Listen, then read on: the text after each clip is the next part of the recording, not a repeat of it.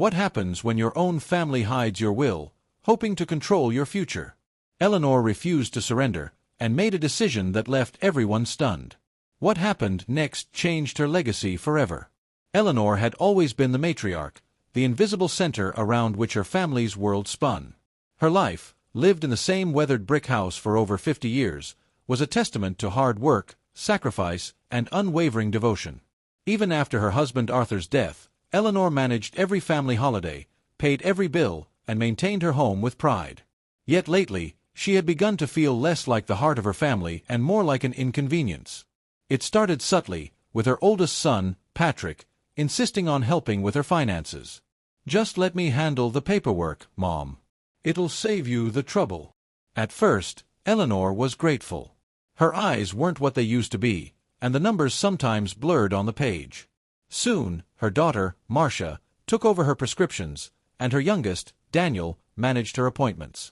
Each step, each favor, left Eleanor feeling a little smaller in her own life. But nothing stung quite like the conversation about her will.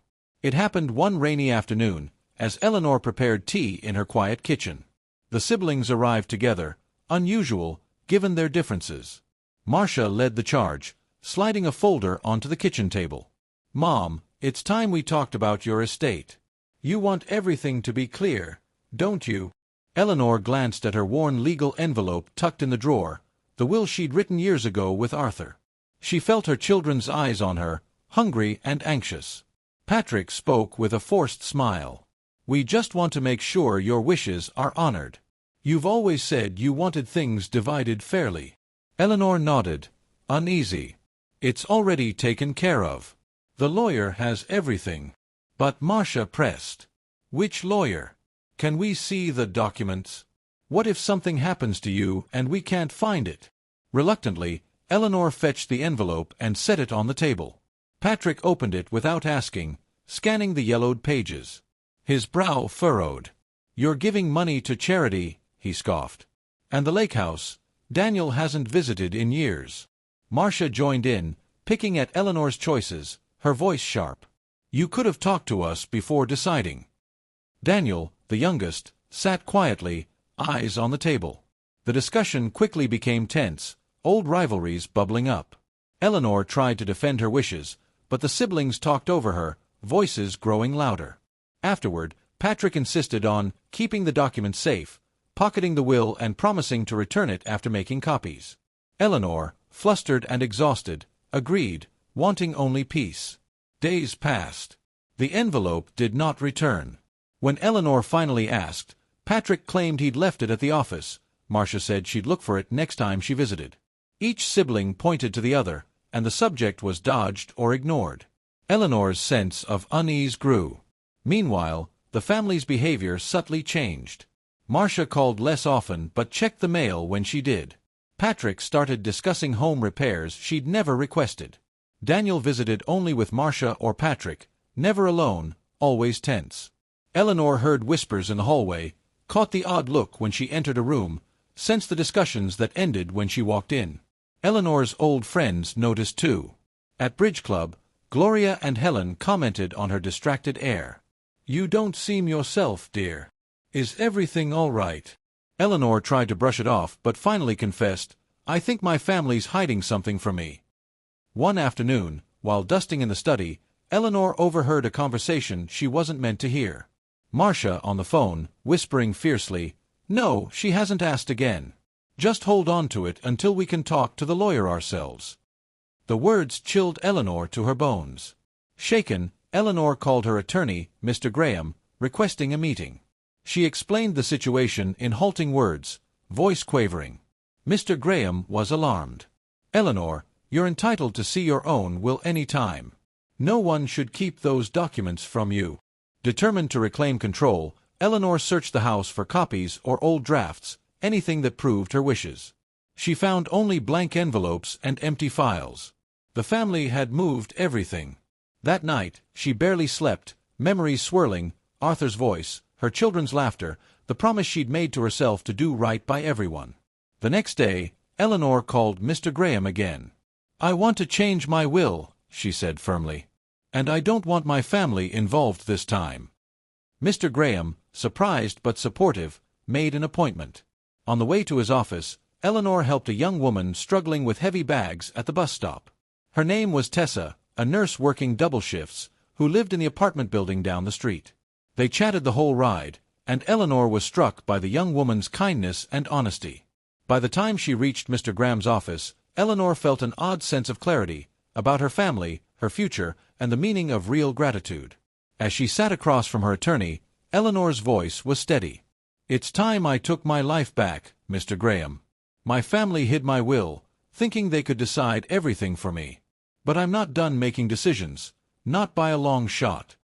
Eleanor left Mr. Graham's office feeling both terrified and liberated. The cold spring air bit at her cheeks as she walked home, but she carried herself with a new resolve. She replayed her conversation with Tessa, the nurse at the bus stop, over and over. The young woman's gentle encouragement echoed in her mind. Sometimes, you have to stand up for what you want, even when it's hard. That simple kindness lingered as Eleanor entered her empty house, a rare flicker of warmth after weeks of suspicion. That night, Eleanor sat at her kitchen table, pen in hand, reviewing a blank pad of paper. Mr. Graham had advised her to write down her true wishes, what she wanted for her estate, her belongings, and even her funeral. She listed memories tied to every object: the grandfather clock Arthur had wound for decades, the faded painting she and Marcia had chosen at a summer fair, the antique silver tea set she'd hoped would stay in the family. But as she wrote, Eleanor felt something shift. Her attachment wasn't to the things, but to the love and honesty they represented. The next day, Marcia stopped by to help with the groceries. She rummaged through Eleanor's mail, glanced at the kitchen table, and asked about her recent appointments. "You've been busy, Mom. Anything you want to share?" Eleanor feigned confusion, changing the subject. She offered Marcia a cup of tea, but her daughter declined, claiming she was late for an appointment herself. When Marcia left, Eleanor noticed her mail had been disturbed, an envelope missing from the pile. Frustrated, Eleanor called Patrick. He sounded distracted and irritable. "Mom, I told you, I'll get your will back from the office soon. It's just, things are busy." He changed the subject to roof repairs, car insurance, and other mundane matters, never allowing Eleanor to steer the conversation back to what really mattered. Feeling watched in her own home, Eleanor began locking her bedroom door at night and hiding her most important documents. She even bought a small safe, stashing her savings and her newly drafted list of wishes inside. She felt a strange mix of shame and anger, her home no longer the sanctuary it had always been. A week later, Daniel stopped by alone for the first time in months. He looked uncomfortable, shifting from foot to foot in the hallway. "Masha said you've been acting strange. She wants to know if you're all right." Eleanor studied her youngest son, remembering the sensitive boy who once confided all his worries to her. She invited him to sit, and, over coffee, she tested the waters. "Do you remember when your father and I made our wills? We just wanted things to be fair." Daniel looked away. "I know, Mom. I just wish everyone would stop fighting about it." After Daniel left, Eleanor called Mr. Graham and scheduled another meeting, this time to draft a new will. She decided to keep it secret from her children. At the appointment, she explained everything: the missing will, her children's changed behavior, her growing fear of being manipulated. Mr. Graham listened carefully, then suggested, "You can appoint anyone you trust as an executor. You're not obligated to choose family." Eleanor thought of Tessa, the nurse. Their brief conversation had felt more honest than any she'd had with her own children in months. She didn't make any promises, but the seed was planted. That weekend, Eleanor saw Tessa again at the grocery store, struggling with bags and balancing her phone. Without hesitation, Eleanor helped, and Tessa gratefully accepted a ride home. As they drove, Tessa shared her worries about student loans, her sick mother, and the exhaustion of working nights. Eleanor listened, comforted by the trust and vulnerability between them. At Tessa's apartment, she pressed a bouquet of flowers into Eleanor's hand, a simple, genuine gesture that felt like a balm. Back home, Eleanor continued hiding important papers and watching her family's every move. When Patrick stopped by with a contractor to inspect the roof, Eleanor overheard them whispering about valuables in the attic. That night, she climbed the stairs and inventoried every box, noting which heirlooms were missing from their usual places. The betrayal felt total. Eleanor grieved for the family she thought she knew, for the traditions that once bound them together.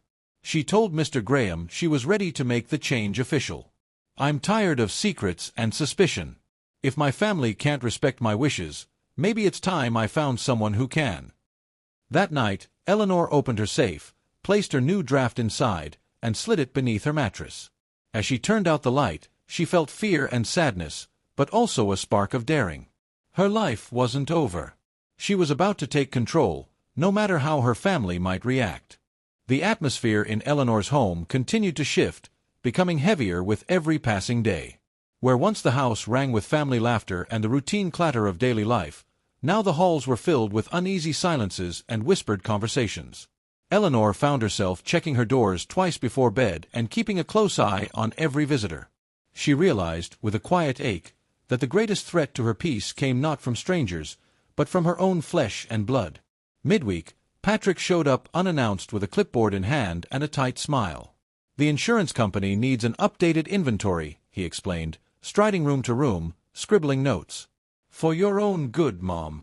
Eleanor tried to trail behind him, watching as he opened closets, rifled through jewelry boxes, and jotted numbers she couldn't see. At one point, she noticed him slip something, a small silver brooch, into his jacket pocket. When she confronted him, Patrick brushed her off, promising to return it after appraisal. Eleanor bit back her anger, making a silent note to report the incident to Mr. Graham. That evening, Marcia arrived under the guise of helping with dinner. As they chopped vegetables side by side, Marcia peppered Eleanor with questions about her health, doctor visits, and whether she needed more help around the house. "You seem tired lately, Mom.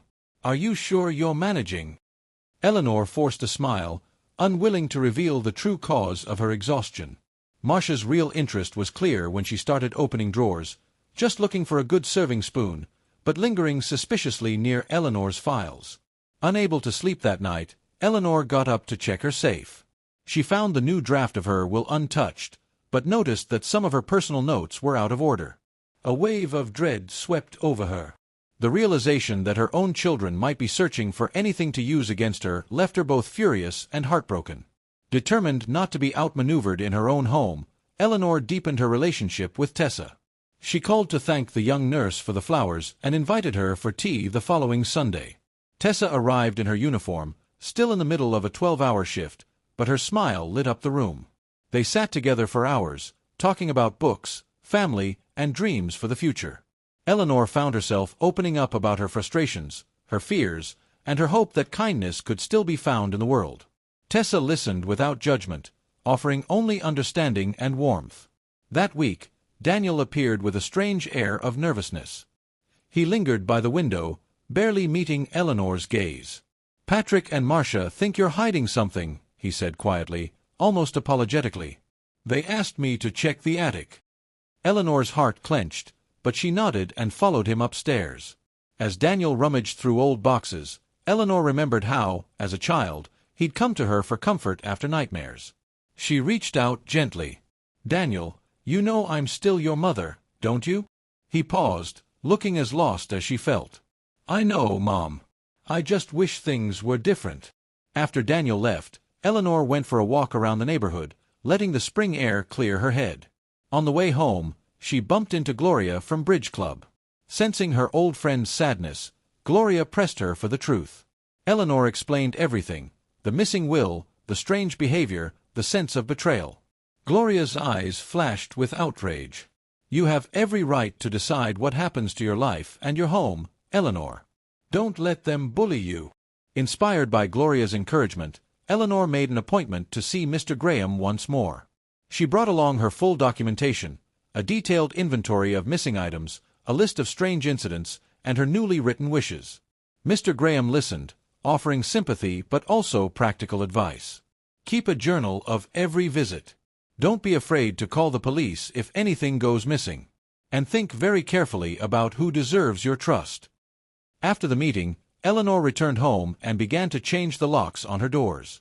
She arranged for the local bank to install a safety deposit box for her revised will and most valuable jewelry. The sense of control returned, little by little, as she made every decision herself, no longer asking for permission from anyone. That Sunday, Tessa visited again. They shared a simple meal, laughing and reminiscing about the past week's small joys. Before leaving, Tessa pressed Eleanor's hand and thanked her for the friendship. "You remind me of my own grandmother. I lost her last year, but sitting here with you feels like a piece of her is still with me." Eleanor's eyes brimmed with tears, grief for what she'd lost, gratitude for what she'd found. That night, Eleanor wrote in her journal, her resolve sharpened by pain and new friendship. She would not let her family's greed rewrite the end of her story. Eleanor woke early the next morning, anxiety prickling under her skin. She double-checked every lock in the house and hid her bank documents and new will in the bank's safety deposit box. The act brought a fragile peace, but as the hours passed, she knew the battle was far from over. Marcia returned that afternoon, bringing groceries and an air of forced cheerfulness. "I thought we could clean out the basement together," she suggested, already rolling up her sleeves. As they worked, Marcia asked probing questions about Eleanor's finances, insurance, and even her funeral plans. Eleanor sidestepped each one, keeping her answers vague. When Marcia accidentally knocked over a box, she rifled through it under the guise of picking things up, her eyes scanning every paper she could find. Patrick arrived just as they finished, his tone brusque. "I need to see your signature on these home insurance forms, Mom." He placed a stack of documents in front of her, pages already tabbed for her initials. Eleanor scrutinized every line, noticing additional pages about power of attorney and asset management. Her pulse pounded. "I'd like my lawyer to look these over," she said. Patrick's face darkened, but he recovered quickly. "Of course, Mom. I just want to keep things simple." After they left, Eleanor called Mr. Graham, who confirmed her suspicion. "Never sign anything without legal advice. They may be trying to gain control over your finances. You're wise to be cautious." Empowered by his support, Eleanor placed the unsigned documents in her safe and made a note to discuss them with the bank. Later that week, Daniel texted her late at night, "Are you okay, Mom?" The message seemed sincere, and Eleanor replied simply, "I'm fine, just tired." Daniel's silence after that felt like another wound. Unable to sleep, Eleanor reviewed the contents of her safe, then sat by her window, watching the night deepen. She realized her family's determination to control her was growing, not lessening. She worried that their next move would be more direct, and she needed to be prepared. The next morning, Eleanor arranged to meet Tessa for coffee at a small cafe. The conversation felt like a lifeline. Tessa's stories of working overtime, caring for patients, and scraping by to support her mother reminded Eleanor that real loyalty came from the heart, not blood. Over muffins and tea, Eleanor confided her fears. Tessa listened closely, then offered, "If you ever need someone to talk to the authorities or the bank, I'd be happy to help. I've seen families take advantage of vulnerable people too many times." That evening, Eleanor returned home to find Patrick's car parked in the driveway. He was waiting on the porch, arms crossed. "We need to talk, Mom." Inside, his tone hardened. "You've been acting secretive. Marcia and I are worried about your judgment. Maybe it's time for us to take over the important stuff." Eleanor's anger finally bubbled to the surface. "I am not helpless, Patrick. I have a lawyer, and I'm perfectly capable of managing my own life." Patrick's expression shifted from irritation to disbelief. "If you keep pushing us away, don't be surprised if we have to make tough decisions." After he left, Eleanor broke down in tears, but the sadness quickly burned into determination. She wrote in her journal, documenting every word, every threat. She called Mr. Graham the next morning to update him, and he reassured her that her legal protections were strong as long as she did not sign over any rights or access. With her boundaries clear, Eleanor set about restoring the parts of her life that brought her joy. She spent long afternoons in her garden, exchanged letters with Gloria and Helen, and made regular visits to Tessa's apartment with homemade meals. Tessa's mother, bedridden but sharp-witted, quickly became fond of Eleanor, telling her, "You're the daughter I wish I'd had." A week later, a letter arrived from the bank confirming that her safety deposit box had been registered with only Eleanor and her attorney as authorized users. The relief was immense. For the first time in months, she felt the scales tipping back in her favor. That weekend, Eleanor hosted Tessa and her mother for a small dinner. They laughed, reminisced, and shared stories of hard-won triumphs. The house glowed with warmth, a stark contrast to the cold, suspicious visits from her own children. That night, as Eleanor cleaned up the dishes, she looked at the framed photos on her mantel and realized that family, in the truest sense, was made by choice as much as by blood. She went to bed with a heart both battered and brave, ready for whatever her family tried next. The air in Eleanor's house grew tense as spring edged into summer. She felt her children's watchfulness in every creak of the floorboards, every phone call that ended abruptly when she entered the room. Still, she carried on with her head high, greeting neighbors, baking for Tessa's family, and tending to her cherished roses, which bloomed brighter than ever this year. One afternoon, Marcia appeared at her door, face carefully composed. "The family wants to have a meeting," she announced. Patrick and Daniel soon followed, the three siblings assembling in the living room with stony resolve. Eleanor braced herself. "We're worried about you, Mom," Marcia began, her tone clipped. "You're making a lot of changes without talking to us." Patrick chimed in, "It's not safe for you to be making big financial decisions alone." Daniel, quieter but no less firm, added, "We want to be sure your wishes are respected." Eleanor refused to be intimidated. "My wishes haven't changed. I am still capable of making decisions for myself. I've told you, if I need help, I'll ask." Patrick's face darkened. "Are you hiding something? We haven't seen your will. We don't know what you're planning." Marcia pressed, "You've been seeing people we don't know. Why so many trips to the bank?" For a moment, Eleanor saw her children as strangers, calculating, mistrustful, and united against her. She felt a surge of defiance. "You don't need to know every detail of my life. I have a right to privacy, even from my own family." Daniel looked away, Marcia sighed in exasperation, and Patrick stood, pacing. "If you keep stonewalling us, don't be surprised if we get outside help. Maybe a doctor should assess whether you're fit to manage your affairs." The threat hung in the air, chilling and unmistakable. After they left, Eleanor's hands shook, but her resolve was unbroken. She called Mr. Graham and relayed the conversation in detail. "They're testing your boundaries," he said, "but as long as you're of sound mind and keep records, you're protected. Let them try. Your will is secure and legally binding." To distract herself, Eleanor visited Tessa, bringing fresh scones and a new book for Tessa's mother. They shared a quiet afternoon, laughter and conversation filling the small apartment. Tessa confided her worries about hospital layoffs, her struggles to support her family, and her longing for a more stable life. Eleanor listened, comforted by the mutual trust between them. That week, Eleanor's neighbor, Mrs. Watts, stopped by with news. "I saw your son and daughter talking to the postman. They were asking about your mail." Alarmed, Eleanor checked her incoming letters and found several bills and a statement missing. She called the bank, who confirmed a request had been made to add Patrick to her accounts, a request denied thanks to her new security measures. Eleanor felt a rare spark of pride at having been a step ahead. Determined to reclaim her space, Eleanor threw a small gathering for her closest friends, Gloria, Helen, Mrs. Watts, and Tessa. They played cards, swapped stories, and reminisced about better times.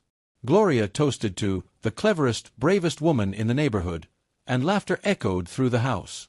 For a brief evening, Eleanor felt like her old self again. But the family pressure escalated. The next day, Marcia left a message on Eleanor's phone, "We're bringing in someone to talk about power of attorney." "It's time, Mom." The words sent a jolt of fear through her, but also lit a fire. That evening, Eleanor visited Mr. Graham one more time, updating her will with one final, decisive change, removing her children entirely, and naming Tessa and her mother as sole beneficiaries. As she signed the papers, Eleanor felt a profound sense of relief. She was no longer the woman her children could control or patronize. She was, once again, the author of her own story. That night, Eleanor wrote in her journal, "Today I took my life back. No one decides my legacy but me." The following days were a flurry of quiet rebellion and careful planning for Eleanor. She moved with a new sense of freedom, making each choice, large and small, with intention. Each morning, she walked to the post office herself, greeted the tellers by name at the bank, and checked her accounts with diligent regularity. The staff, recognizing her from her frequent visits, welcomed her warmly, offering a small kindness she'd grown to cherish. Marcia, Patrick, and Daniel, meanwhile, ramped up their efforts. One evening, they showed up together, unannounced and all business. "We've spoken to a doctor about you," Patrick said bluntly. "She's coming for an assessment." Marcia chimed in, "We only want to be sure you're safe and capable, Mom." Daniel hovered by the mantel, nervously fingering a family photo. Eleanor's eyes flashed. "I am not a child. I am not your ward." She drew herself up, voice steady. "If you bring a doctor here, you can be sure I will have my own lawyer present." Patrick pushed harder. "What are you hiding? Where's the will?" Eleanor glared back. "It's exactly where it belongs, safe and with the only people who truly care about my wishes." That night, Eleanor called Mr. Graham and Tessa, explaining everything. Mr. Graham offered to be present at any meeting, and Tessa, fiercely loyal, insisted, "If they try to pressure you, you call me right away." Eleanor felt the network of genuine allies closing in around her, shielding her from the family who should have protected her all along. Days later, the doctor arrived for the assessment, accompanied by Patrick and Marcia. Eleanor greeted them, her lawyer seated beside her, documents organized on the table. The doctor conducted her tests, asked her to recall dates, list medications, and describe her routine. Eleanor answered every question clearly and in detail, never missing a beat. When the doctor finished, she offered a thin smile. "You're perfectly capable, Mrs. Rollins." Patrick looked defeated. Marcia, on the verge of tears, pleaded, "Why are you doing this to us?" Eleanor's voice was gentle but unwavering. "I just want to be respected. I want my wishes honored. And I will not be bullied or ignored." After they left, Eleanor's friends arrived for their regular card night. The laughter and warmth of their company washed away the day's stress. Tessa brought a bouquet from her mother, who sent a note, "Your family to us now, Eleanor." The words filled Eleanor with a profound sense of belonging. That week, Eleanor received confirmation from the bank.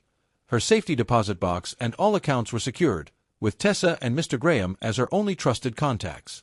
She spent long evenings with Tessa and her mother, sharing meals, stories, and hopes for the future. The comfort of chosen family soothed her bruised heart. But even as she found peace with her decisions, the world outside her home buzzed with rumors. Neighbors whispered about the family dispute, but those who mattered stood by her side, defending her character and her right to choose. On Sunday, Eleanor attended a local church service with Tessa. The pastor's sermon was about new beginnings and standing up for what is right, even when it's hard. Eleanor felt the words settle deep inside her. She returned home, sat in her favorite chair, and watched the sunset, her spirit lighter than it had been in months. She knew she had paid a price, her children's affection, the illusion of family unity, but what she gained was far greater, her dignity, her peace, and the right to decide her own legacy. As she sipped her tea, Eleanor wrote in her journal, "For the first time in years, my life is truly my own." Summer's end brought a warm, golden light into Eleanor's house, and with it, a sense of closure she had never thought possible. The tension that had once filled every room had faded, replaced by a quiet assurance. She no longer flinched at the sound of the doorbell, nor did she dread the phone's ring. Her world, once narrowed by suspicion and grief, had opened wide. The day arrived when Eleanor, Mr. Graham, and Tessa gathered at the bank to finalize the new will. The bank manager greeted them respectfully, confirming every detail as Eleanor signed the last of the documents. Tessa stood at her side, steady and proud. "You're like family to us now, Eleanor," she said, voice warm with affection. On the way home, they stopped at the bakery for pastries, celebrating the occasion with laughter and plans for the future. Tessa's mother, unable to join but delighted by the news, sent along a homemade jam as her way of saying thank you. That evening, Eleanor received one final call from Patrick. His tone was sharp, but under the frustration, she sensed a trace of resignation. "So it's true, then. You've left everything to strangers." Eleanor's voice was gentle but unyielding. "No, Patrick. I left everything to people who treated me with kindness, who respected my wishes, and who made me feel valued. That's what family means to me now." Patrick hung up without another word, and Eleanor felt the weight of decades of disappointment lift from her shoulders. Life blossomed in small, beautiful ways. Eleanor's garden flourished, thanks in part to the help from Tessa and her mother, who now visited often for long chats and quiet afternoons. Eleanor became a regular volunteer at the community center, mentoring young people and sharing the wisdom of her long, hard-won life.